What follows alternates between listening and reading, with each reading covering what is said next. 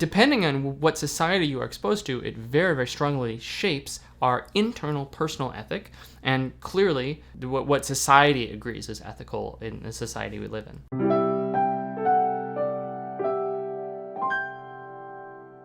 How does society influence ethics?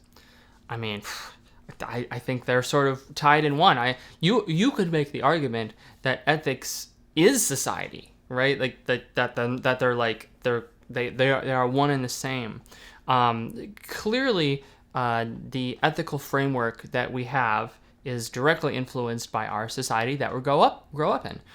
If you grew up in Sparta, the Spartan warrior class, I bet you'd have very different ethical framework than you do today. If you grew up in Attila the Hun's army, I'm guessing you'd have a very different ethical framework than if you grew up in medieval Japan or something. So depending on what society you are exposed to, it very, very strongly shapes our internal personal ethic and clearly the what society agrees is ethical in the society we live in.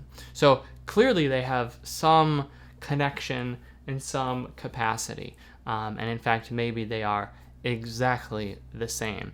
Certainly, when many people say society, I think they start talking about rules and laws, and rules and laws is the application sort of the societal ethic applied and written down somewhere and enforced. But yeah, I would say ethics and society are basically the same thing.